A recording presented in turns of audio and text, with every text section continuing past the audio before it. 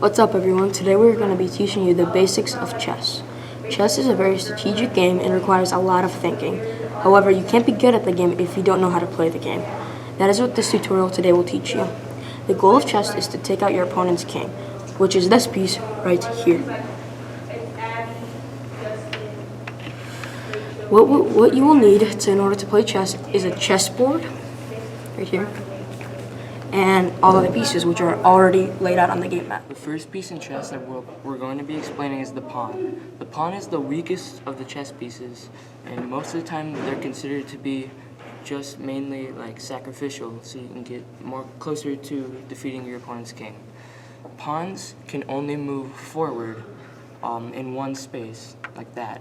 However, on a pawn's first turn, so before the pawn has moved at all, they can move 2 spaces forward, but only, like I said, only on their first turn they can move 2 spaces.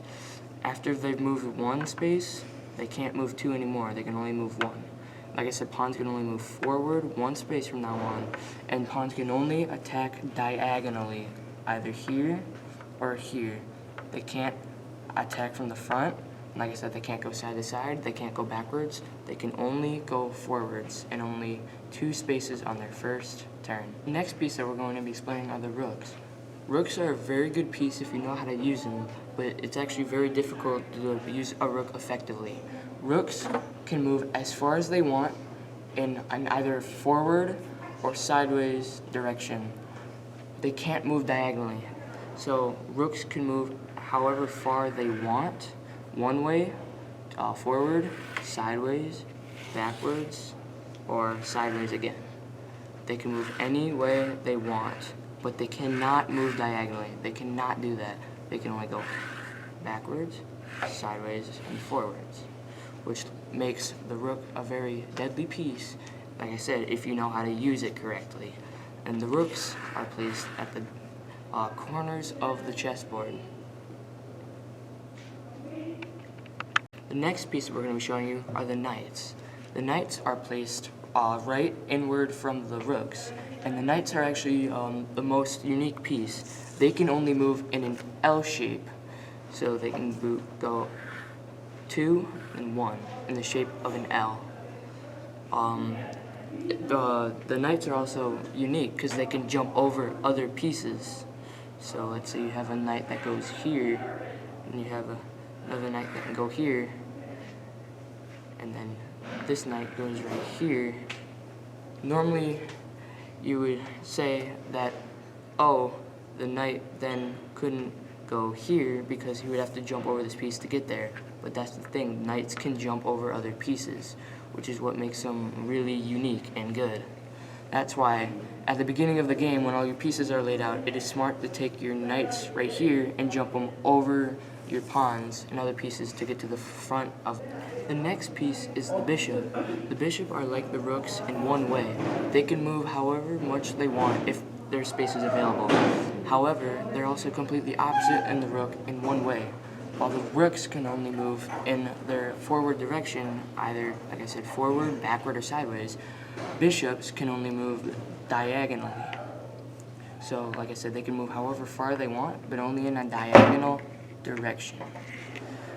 However, if there is a bishop on a white space, so this one right here is on the white space, it will not leave the white spaces, so you'll never have the white space bishop being on a black space. It's just not possible.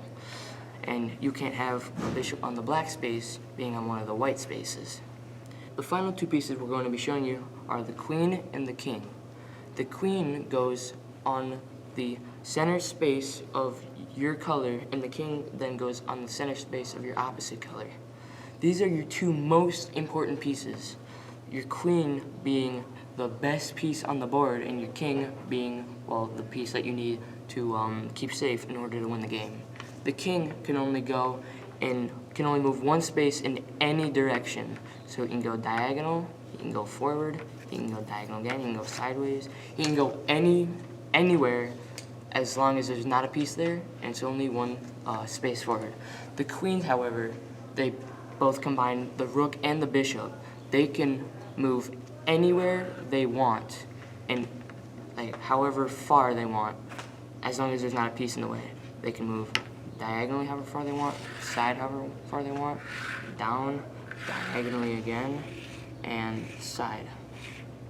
The queens are not a piece that you would want to sacrifice. More, you would want to sacrifice your other pieces in order to keep the queens safe. The moment you lose the queen is the moment that you should think, wow, I might not be winning this game anymore. But you shouldn't lose hope yet, because you still have all your other pieces to help you win. And now this is what the chessboard looks like with all the pieces on it. Now where the placement of the pieces are, I'm going to remind you again. So on your diagonal sides, you have your rooks. The next over, you have your knights. Next over, you have your bishops. And then next over, you have your queen and your king. Your queen is going to go on the color that you are. So since this right here is white, it's going to be on the white square. And then the king is on the opposite one. And then the pawns are the whole second row. You have, the second row is consistent of just pawns. Thank you for watching our chess tutorial and have a great rest of your day.